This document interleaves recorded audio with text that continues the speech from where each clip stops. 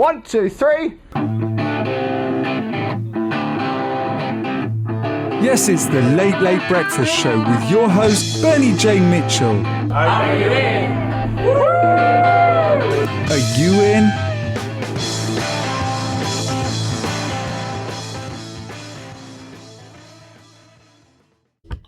Hello, ladies and gentlemen. We're back for another We Share Radio Brave New Work. And today in the studio at Work Hubs, we've got Rob Fitzpatrick. It's Rob Fitzpatrick, isn't it? That's right. Hi. I always thought I was going to say it wrong. Who we met at the Social Workplace That's right. conference in London, which is one of Jean-Yves' other projects. So Rob, what are you known for, and what would you like to be known for?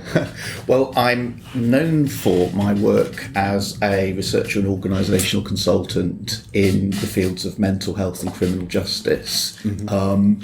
And what I want to be known for is my research that I'm undertaking into emotional attachment to place in agile working environments. That sounds huge. So already I feel 10 times more intelligent than I did at the beginning. So what is you've explained that to me a few times, and I what would you like people to be thinking about with that? Well, I think that there's something very, very interesting about the places where we work these days. That, there used to be a time where, you go to work and there'd be an office and a desk and a place where you could hang your coat and your hat and a whole kind of set of objects that kind of signified your position in an organisation. And I'm thinking particularly around white collar work. And then obviously over 30, 40, 50 years, something has changed in the workplace. But in very recent times, the introduction of open plan working spaces as a norm, agile working environments where there's a porosity between the private, the public and the organisational. And the revolution in information technology has created a working environment that is astonishing. And I think that in some ways we're kind of still reeling from the impact of that. And my interest is what does the contemporary work environment mean to us at an emotional level? How do we relate to a space where it may be open plan, there may be a clear desk policy. You may not have a desk. You may be engaging with an organisation online. What is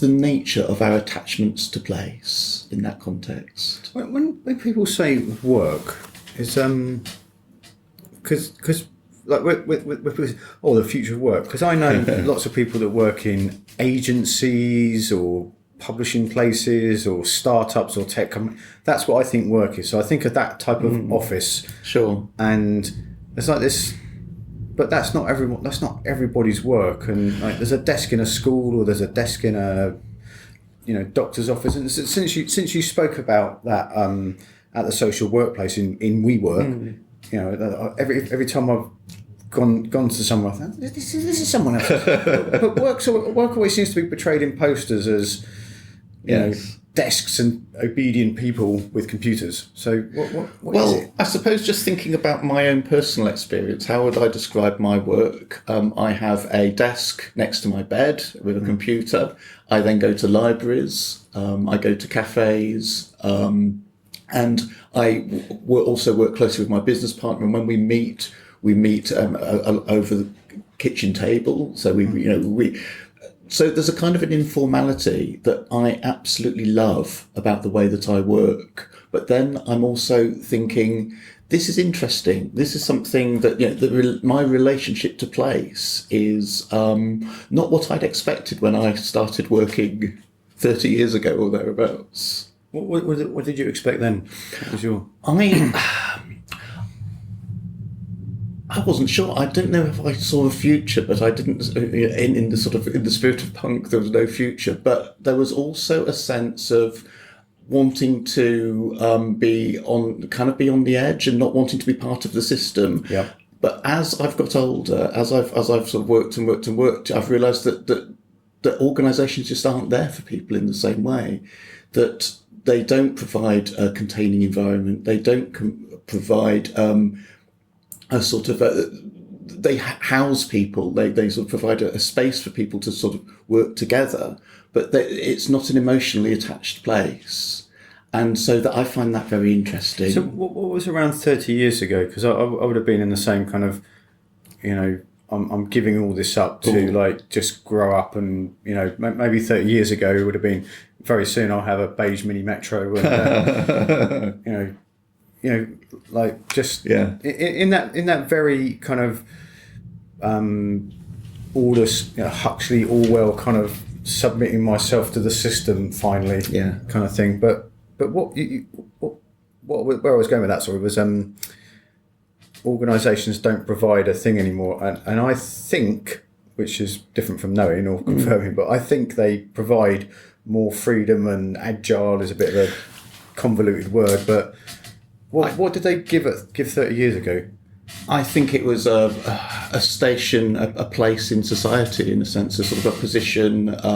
If that's what you sought, I think that there was a much, society was much more clearly stratified, and that it was a sort of a badge of your position in the world. Was linked to the type of place where you worked and the nature of the working environment. I think that in the modern situation, it's not that that stratification doesn't exist, but it's invisible. And that I think that status is a much more negotiable thing. It's a sort of, it's not like the blokes with bowler hats and umbrellas and folded up Daily Mails on the omnibus. Siphoning themselves out of Moorgate Station. Exactly. So there's a. I think I've asked you this before. Do you know there's a book called Status Anxiety by you mentioned Alain de Botton, and he talks about how if Richard Branson was here, we'd feel less intimidated by him because he's so far away from where we are. We're like, it's Richard, But if if my sister sits next to me and she's got an iPhone 6S and I've only got an iPhone 6, we experience that type of thing. And something I love about the way I work is that and deliberately so, is that I just rock around in the latest T-shirt I've picked up from a company, and I don't have anywhere to go. I work in a co-working space, and I've for years avoided a job title. Yes, but people and a lot of people in my situation that particularly their parents or family say, so what are you doing?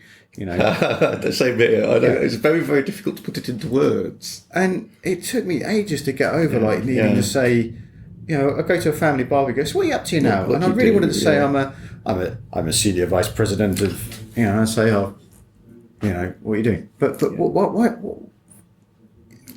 what shifted that we don't seem to care so much about that status? Well, I think that a knowledge-driven economy creates challenges in how that knowledge is described externally. I think that there used to be that television program, What's My Line, and the person would do the person on it would like do a sort of like a gesture or a movement that would describe the nature of the work that they did. So it'd be like a ticket inspector or a school teacher or a conductor. That they'd sort of do this little sort of squiggle. And I don't think that we can do that anymore. We'd be doing that, wouldn't we? or tapping our fingers, or moving a thing around. And in some ways, we all kind of do pretty much the same sorts of things, but it's what's internal to that. I think it's what's inside the head, what's the nature of the knowledge, and what's the nature of the relationships. And I think that's really what defines work today, is that it's a much more networked thing. It's not about hierarchies and boundaries as around networks. And this is something I say a lot in this podcast, is that maybe it's just my little corner of the world, but the idea of hierarchy seems to be evaporating very, very quickly. I think it's visibly evaporating, but I think that the deep structures may well remain. And a colleague of mine described their experience of working in an open plan working environment. And he said that to walk from one side of the office to the other is like navigating a coral reef.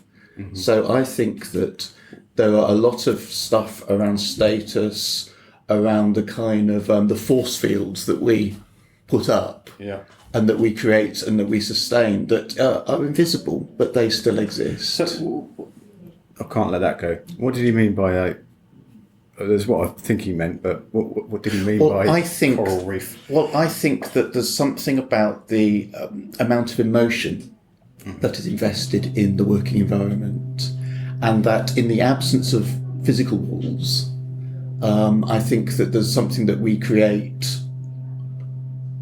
consciously or unconsciously, probably mostly unconsciously. We kind of create the force fields that kind of have a sort of a proxy as a role as a sort of a wall or a boundary. And what about this has come up for me personally and other people. We'll be working in an environment or an organisation which is totally open, horizontal, and all the other cool words. But we still look around. It's like just make it happen, which is what we've always craved. But then we look for someone to ask permission for. Am I doing it right? Or do you know what I mean by that whole permission? Oh, absolutely. Well, I was just the same. I was sort of sitting here and I was thinking, I've never been here before, and I was looking around and saying, everyone's very busy. I can't. Where's the toilet? And I sort of kind of there's a sense in which I think the rules that there's just something about the kind of the physical experience of working environments that matter, but that because they're so familiar to us, they're unspoken. Yeah.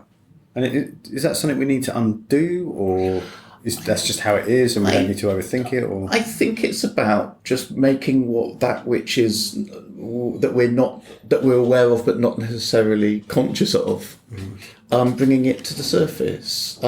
It's clear that the nature, the kind of the physicality of a working environment really matters, and it's not just the kind of the decor or the heat or the warmth or the density ratio. There's something about what the environment actually means at a deep level, both personally and collectively.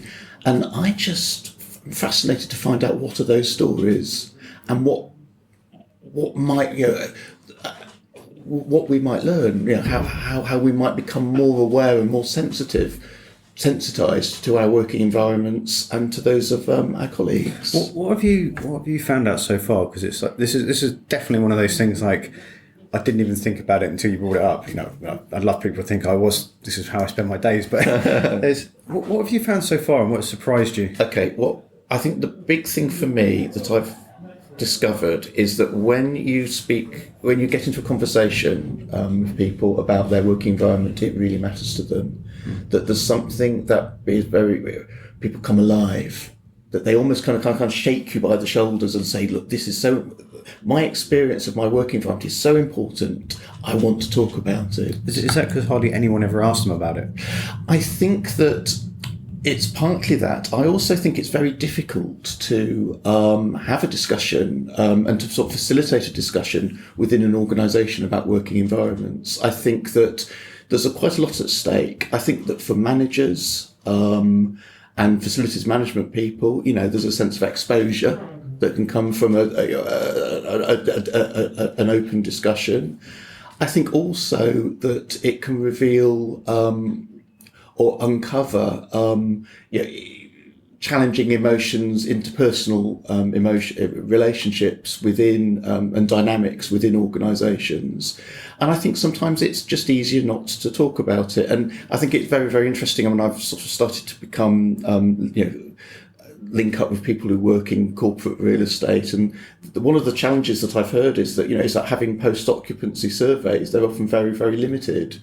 That when a building is handed over, it's almost like it's a done deal, and it's often divorce. It's often very, very difficult to sustain a conversation about the working environment. It's a bit like these things become frozen, that discourse and debate becomes frozen.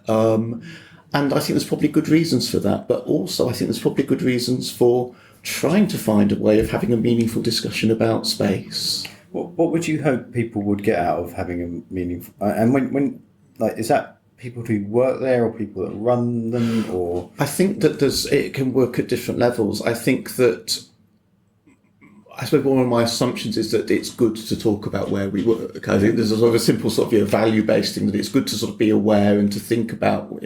I think there's something about being mindful of who we are and how we co-relate to our colleagues. So I think that's one thing. I think it also is useful for organisations to facilitate a thoughtful discussion about the working environments and a meaningful discussion, as exposing as that can be. And I'm aware that it can be an exposing exercise. But I think that it may be that the stuff that can be learnt from that exercise that can then be applied in the development of future environments. And this is totally unfounded, it's an assumption, but organisations are only eager to follow this channel if it's going to, lead to more productivity, exactly, and shifting more units, exactly. But, which I don't think is wrong, but I think they're missing a trick if they don't. Yeah, which is beyond the commercial game. Well, it's beyond commercial game, but it is about the qualitative experience. I think that it's not just about the bottom line. There's also stuff about the kind of the added value that can be given, and it's maybe difficult to measure, but there's something about the kind of the social capital, the emotional capital, the capacity for thought and reflection, and in a changing, a volatile market environment, I think that these issues can have an edge for organisations. That's the thing that happens a lot. Is every people go, oh, in this busy world we live in, is the market more volatile now than it was, say, 30 years ago, or do people just always say that? I think there's something particular about our position in the midst of a technological revolution. I think, in a sense, there's always been change. I mean, 30 years ago, people said, "Oh, it's gone too far. I've got a phone in my car." Exactly. Whatever next? What will they think of next? I think, in a sense, that's always happened. I find that it's a very, very exciting time to work in, but it's also can be quite scary. And I think sometimes we can push our fears and our anxieties below the surface. Yeah, and I think that's a challenge. I don't think that's sometimes that's what we do. One of my questions was going to be is that a couple of paragraphs ago was that people think about the place they work, and I again assume that people don't really think about the place they work. They're like, I want to get the corner window or something like that. But territoriality is a key dynamic. And that's again something that I'm interested in, not from a sort of behavioural psychology perspective, but just as what are the stories about getting that corner table, or what happens when you go into work and someone's got your beloved spot, and how do we negotiate our relationship with our colleagues, but also with our working environment? Hypothetically, what do you think? What do you imagine, or what do you think? All the same thing, really. But happens when someone takes your spot. Like if we come into this room and I like sitting facing the window and you like sitting facing the wall. Yeah. Like, what do you think would play out there? Well, I think there's a sense of natural justice turned on its head in one way. There's a sense of injustice that pervades working in shared environments. Where that goes, I'm not sure, and that's something that I'm really interested in exploring. And how are you? Well, what a lovely segue there. How are you exploring it, and how can people help you explore it? Okay, well, I am seeking to identify organisations and groups of people that share agile working spaces, and I'm developing a method of conducting focus groups with people in those environments. I'm using a technique developed from it's a thing called social dreaming, which is about where a group of people swap and share their experiences of dreams.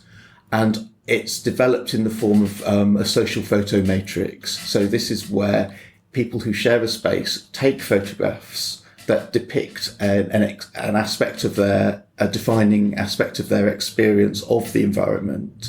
And then there is a discussion about the associations that are derived. So it's not about what I dream about at night, it's is it what about I dream about at night, or is it about do I take a photo to represent a daydream I have in the place I work? I'd say it's the daydream in the work, but what the thing with dreams is they are fluid, and that what is in the sort of the personal and then is in the sort of the working environment can become sort of merged. So my gut reaction is that would make me more connected to the people around me. I've been through not that process, but like similar type of chucking our heart on the table experiences. But is that an outcome that is available? I would hope so. I mean, I would hope that as well as being something that would be enjoying and fulfilling in and of itself, would be something that would allow for people to have a more clear view about their own experience of a working environment, and maybe articulate in a way that is often difficult to do when you're at work. At important aspects of experience so that they can be understood and shared. There's a concept within social dreaming, the unthought known. I think there's stuff that we know that's kind of almost on the tip of our tongues, but we don't get to say and we don't get to articulate them. And I think that what I'm very interested in is finding those areas where there might be an unthought known. That got me. So the stuff we know that's on the tip of our tongue, but we don't get to say them, is that like, like in work hubs, so I think it would be better if the green chairs were on the red there, but the green chairs and the red chairs were swapped round, or is it like, is it a frustration, or is it a technique that would enhance the workplace? Well, I would hope that it's something that would potentially enhance the workplace. I think partly it's about the physicality, the physical layout, but it could also be about the organisation. The organisation of people, and the task and the function and the connectedness, and in a sense it's a bit like a gamble. You don't know what's going to come, you don't know what associations are going to lead to where. I think the important thing in conducting a focus group is that it's emotionally containing, that it's not something that is sort of allowed to sort of run riot in a way, but there's a sort of a calm kind of governing sense of respect and of kind of shared endeavour in the exercise. Well, that sounds exciting. So where's the best place to get in touch with you, or what sort of people, what be very specific about the type of person you're looking for?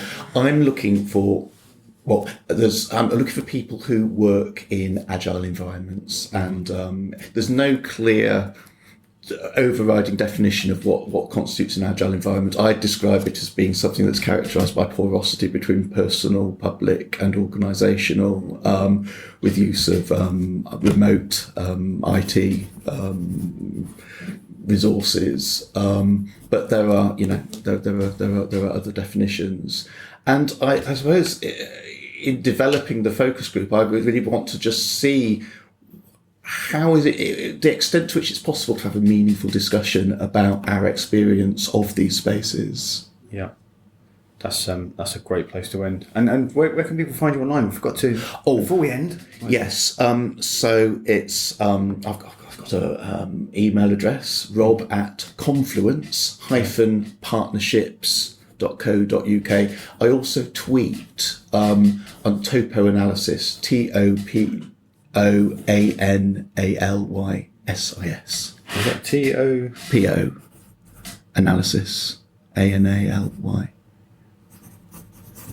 Yeah. SIS. IS. I can't spell, folks. There we go. So thank you very much for your time today. Lovely to catch up, and hopefully see you in Co-working Europe, which is an event taking place in the 27th and 28th of November. If you go to coworkingeurope.org, I think it is, and if you entered the code, Bernie's code, you get a huge-ish discount. Thanks very much, and we'll see you in the next episode.